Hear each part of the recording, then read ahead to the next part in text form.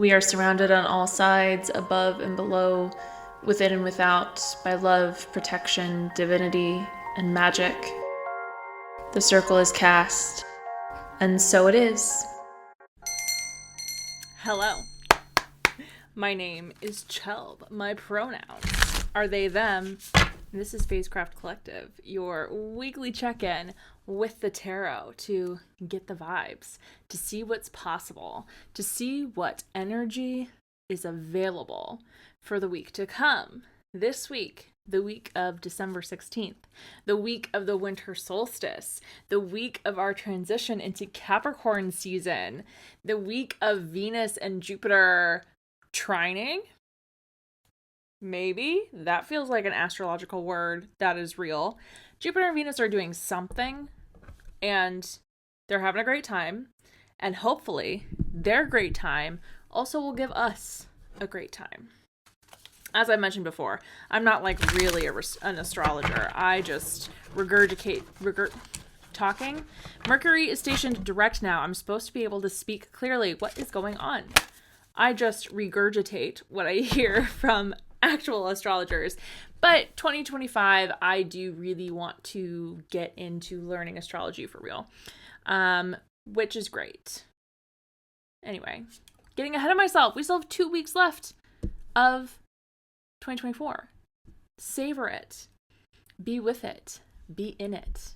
Enjoy it. Anyway, what else do I have to tell you? Yeah, I still have year ahead readings available. Of course I do. I'll be selling them through the end of January, but the written ones are almost sold out. I only do a certain number of them so that I can make sure I actually get to them all by or within the 4-week turnaround time. And as of course, I'm already running behind of where I wanted to be with them. So like we're getting like right up to that 4-week timeline for when you will be receiving them. So if you want a written year ahead tarot reading, do not wait. They will sell out probably within the next week or so. Because I need to be able to like do them all. And then if I get through them by the end, like within January, then I'll open up a few more. But yeah, don't wait too long.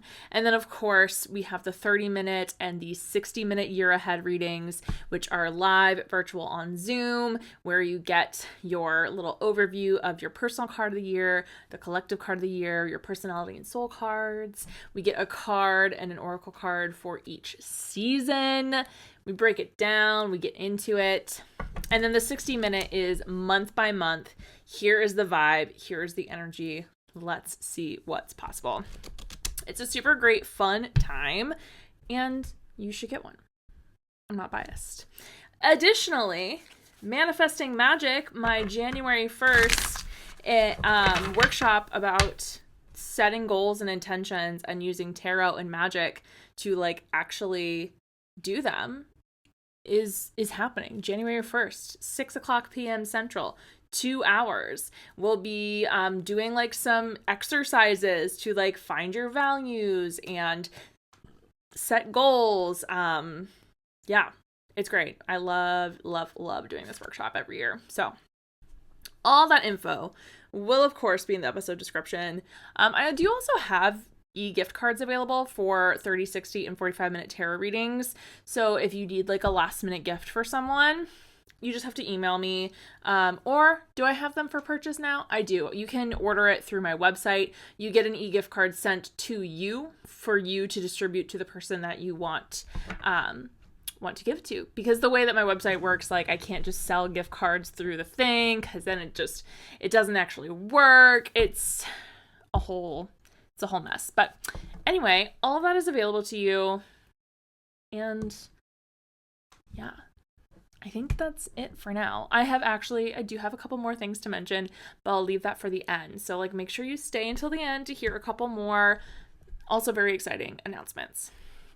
Okay, let's get into the tarot reading, shall we? So if you are new here, at the beginning of each reading, we take a couple of minutes to breathe and ground and center, to cast our circle, to set our container, just to like get present with each other and vibe with each other. So if you'd like, you can take a couple of breaths and join me in closing your eyes. You can also just let your gaze kind of soften and settle down at your cheeks. Feel your shoulders rising and falling, your rib cage expanding and softening.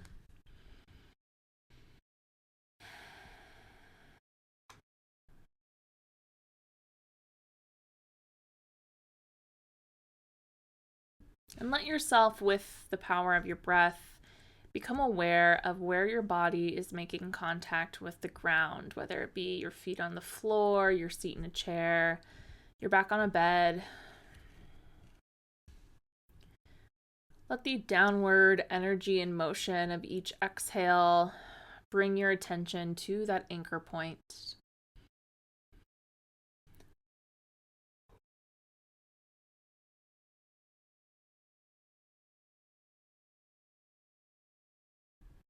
Feel the earth holding you, gravity supporting you. And know that it always will. And here I'm going to call to the spirits and guardians of the elements, and as I name them, I invite you to imagine their essence creating a circle of protection around you. You might see a circle of salt, or maybe a ring of fire, or stones, or mushrooms, or flowers rising up from the ground. Maybe the ground opens up and fills with the water that lives just below its surface. Maybe wind and air whips around you, creating a dome, a force field of energy. Maybe you see all of these things or something else entirely that comes to mind as I move through the elements. I call to the spirits and guardians of the north, of earth, of the deepest roots in the tallest trees, of the stardust that gave shape to this planet and to our bones. Hail and welcome. I call to the spirits and guardians of the east, of air, of wind and breath, of thought and change. Hail and welcome. I call to the spirits and guardians of the south, of fire, of the life-giving sun, the powers of creation and destruction, cleansing and renewal. Hail and welcome. And I call to the spirits and guardians of the west, of water, of the oceans and our blood, the rivers and our sweat, the rain and our tears. Hail and welcome. We are surrounded on all sides, above and below, within and without, by love, divinity, protection, and magic. Our circle is cast, and so it is. You can take a couple of breaths. And whenever you're ready, you can open your eyes. Awesome. Okay, let's get to the cards. Last week, someone left a comment saying that it was a waste of time to listen to me because I talk for so long at the beginning of my readings. Little do they know that I've been doing this on Instagram for long enough with people saying the same thing, that like, I'm just not the reader for you if you don't want a long intro. That's all I'm going to say about that. I think it's really important to like get grounded and make sure that you're in the right headspace to receive a reading. Yeah, that's just me. But you do you. If you want someone to jump right in, I'm sure that they exist somewhere on this very app. But I'm not that guy. We got to set ourselves up for success here. And we will. And we will. I'm using the Byzantine tarot, which is it's such a fun one because, I mean, it's fun. It's like Byzantine style art, like the Byzantine Empire. I think that's how you say it, right? I feel like when I was a kid, I used to say Byzantine, and that doesn't feel right. If I'm making a fool of myself, please let me know. Not that I will do anything about it, but I like to know how to pronounce things. We started with the Queen of Swords, which is a great way, which I was talking about, you know, like, this is how I do things, and if you don't like it, leave, and the Queen of Swords comes out. Okay, get it. Maybe that was a personal pull. But I think that the Queen of Swords is such an important energy to remember and to cultivate in ourselves. coming into, they just keep falling off the table. Come on. Coming into a time when we are interacting with a lot of people, a lot of us are, did not fall off the table. When we are needing to remember to protect our peace however we can. The Queen of Swords is such an inspiration of how to like be and how to embody when you have to be in difficult places and difficult scenarios. Overall, the vibes are pretty good so far. Okay, 10 of Wands. Okay, Judgment.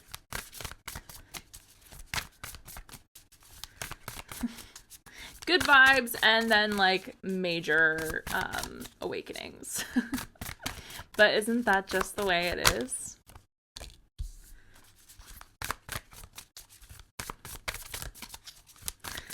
Alright, whoa. That is a lot. I'm gonna put that over here, and if we have time for it, we'll get to it. Well, maybe. I'll look at that and that will be it then. Yes? Okay. Okay, it's like, no, wait. As always. I don't know why I'm always like surprised. I'm not. When I say, oh, is that it? And then it's like, no, here's like 17 more cards. Okay. Oh, and it's okay. Yeah, good stuff. All right. So like I was talking about, Queen of Swords. That's the energy that you need to bring into the interactions of, or like the spaces where you are maybe needing to stick up for yourself a little bit, maybe needing to be very clear and concise with your communication and your boundaries. And remember at the same time that everything the Queen of Swords says and does comes from a place of love. The Queen of Swords is water of air, and water is our feelings, our emotions, our intuition, our relationships. So there is still, as sharp as the Queen of Swords is, there is still a softness there. The energy that they embody comes from years of experience and hardship. And they act not just out of love for other people, but love for themselves too. So remember that when you are being decisive and clear and setting boundaries, that is an act of love. Which then we have the Page of Cups. And again, like, yeah, it's an act of love, but the Page of Cups wants you to get deep,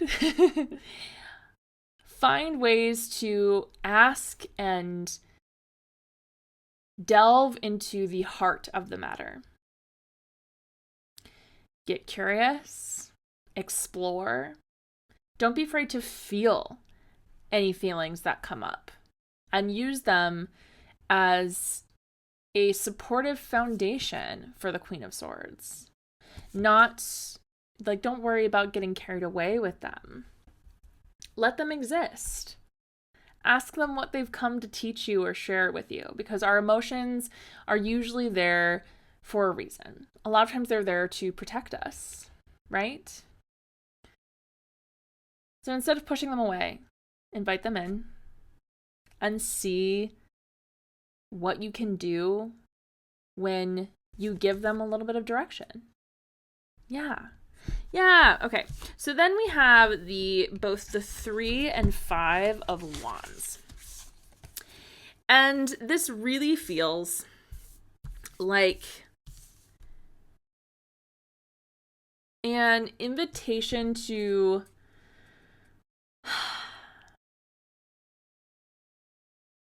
I don't want to say slow down, and I don't also want to say run away. But we have this idea of like conflict and competition, and then this idea of like leaving and moving on and moving into something new and different. And what this moment might ask of you is to take a beat when confronted with challenge. See if you can have fun with it, maybe. See if we can have like a healthy competitive spirit or some healthy conflict, because we need that in life to learn and grow. And see what doors that then opens for you. See what lessons you learn from challenge and conflict that then show you a new way forward, instead of trying to pull in and shrink and or maybe do what you've always done, or maybe like fight dirty, which there is maybe a little bit of aspect of fighting dirty with the Five of Wands. But at the end of the day, how can you use any conflicts that arise, again, as a portal into something new to create or new to explore? We then also have the Three of Pentacles or coins and the Eight of Coins, as well as the Ten of Wands.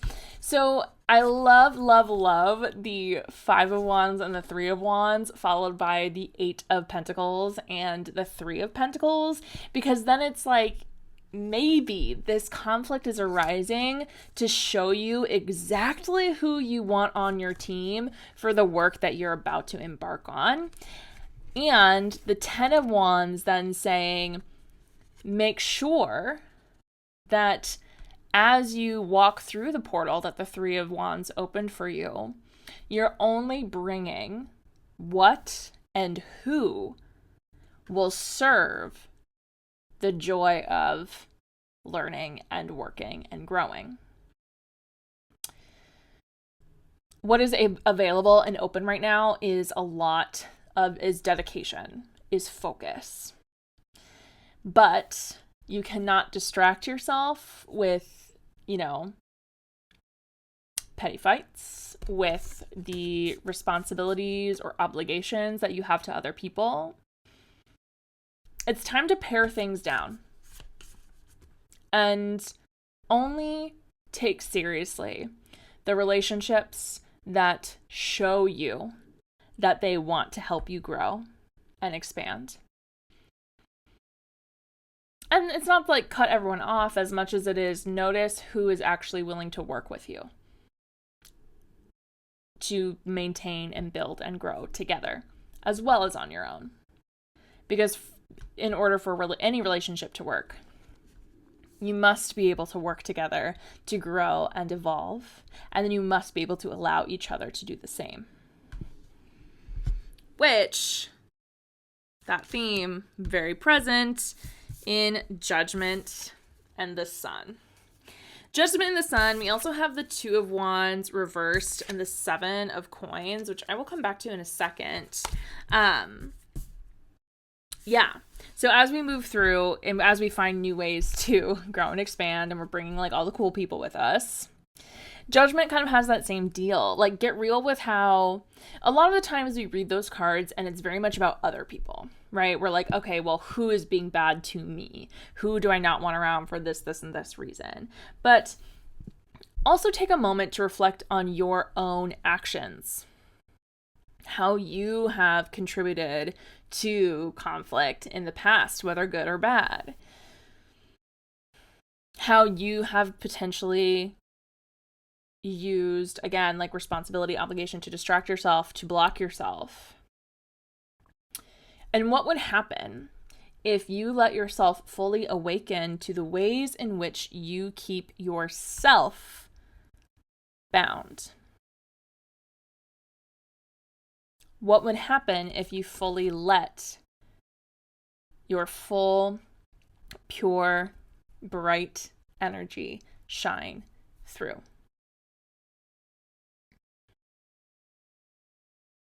Yeah. Feels right, feels good. So then, like I said, Two of Wands, Seven of Coins. If progress then begins to feel a little stagnant, or if it's like, okay, well, I've got all that figured out, I've let things go, I've learned about myself, I've confronted my own faults. Now what? Now we look at what is left, what is before us, what we left behind, what we brought with us, and we see what the frick we can do with it. And knowing that the things that you build now, the things that you work on now, the things that you evolve and grow now are what are going to allow you to then really set off into the next journey. But until you do the work of getting yourself set in this moment, of laying your foundations, of seeing what you can bring forward, of getting your ducks in a row, you won't actually be able to move. Yeah. Okay, how many cards actually fell out earlier that it's only 4. Okay, I'll talk about these. Okay, yep, we've got more wands. We've got so many wands. The Page and 4 of Wands. Yeah, and the Wheel of Fortune and the High Priestess. Wow, super exciting.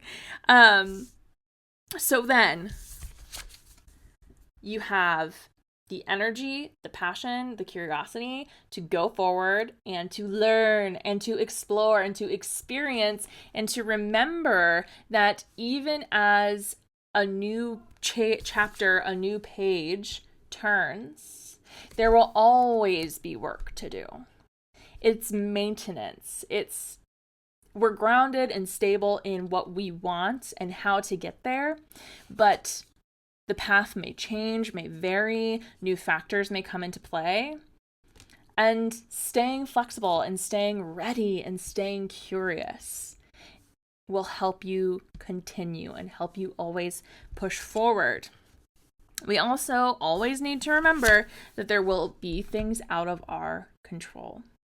So as much as there is like this energy of forging ahead and blazing a trail, there is also the reminder that the big picture, the things that you don't see, are also very important. So, don't push yourself too fast or too hard. Have a little patience and remember to check in with your internal worlds as much as you do with your external projects and experiences. Make sure that you listen to your intuition and your dreams. Make sure that you explore the dark places. Even though you already did it once, doesn't mean you never have to do it again.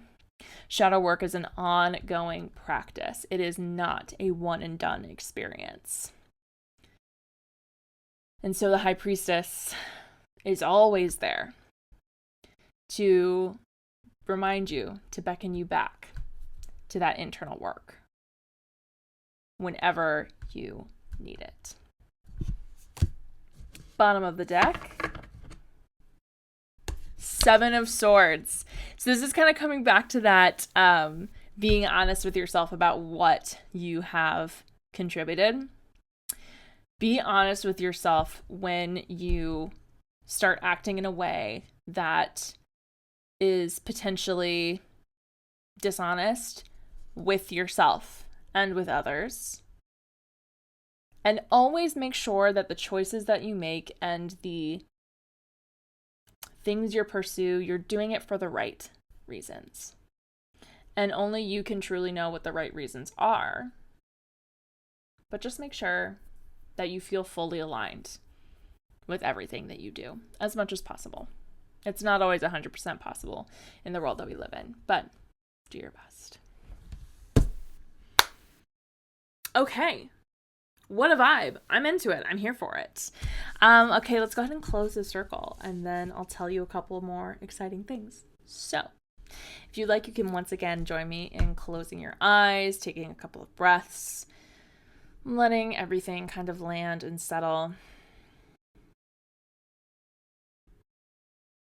Reimagine that circle of elemental protection around you. And take a big deep breath in. Exhale through your mouth. Blow it all away. scattering salt, dissipating air, extinguishing fire, sending water, stones, plants sinking back into the earth, opening the circle and releasing the energy. I send the spirits and guardians of the west, the south, the east, and the north back to your place in the natural order with praise and with gratitude. I now send the energy of all those watching and listening back to them whole, complete, and intact. I take my energy back to myself whole, complete, and intact. May we remain friends, though our energies are no longer crossed, corded, or tangled at all, starting now. Take a breath, feel your energy settle into you, all yours. The circle is open, and so it is. Awesome. That's the reading for this week. It's a good one. It's an interesting one. There's lots to work with here. So, the other two exciting announcements that I have. Starting January 1st, 2025, the Phasecraft Collective Patreon will be active, live, and up for business. I'm going to be starting a little slower on the content. It is mostly, there are going to be 4 different tiers available that give you different access to there's a tier that gets you access to a live Q&A. There's tiers that get you free access to one of my quarterly classes, free readings, just so that as I get going, I can kind of see where the interest is, where the vibes are, and then hopefully I'm hoping after the first 3 to 6 months, I can really start to throw in some more Patreon exclusive content in there for y'all. But for now, we're just getting things going. So all the different tiers have different benefits as far as discounts and access for free to things. A couple tiers get a free emailed reading every quarter. One gets a free 30-minute reading every quarter. All of the details about it are in the full moon newsletter that I sent out yesterday. So the link to my Substack will be in the episode description. You can find it all out there. And then if you are subscribed to my email list, and I'll bring it up here too, I'm sure. My winter class series will be starting February 1st on Imbolc, and we'll be starting, usually we end with a spell circle, but since we're starting on Imbolc, we will be starting with a spell circle. The first session will be a spell circle. So more details about that are coming, but I do have a little bit about it in, again, my newsletter from yesterday, so check it out in the Substack below. But that is all. That is all for this week. I am so grateful to you all for being here, for listening, and I hope that you found this helpful. I hope you have a fantastic rest of your week, and I'll see you next time.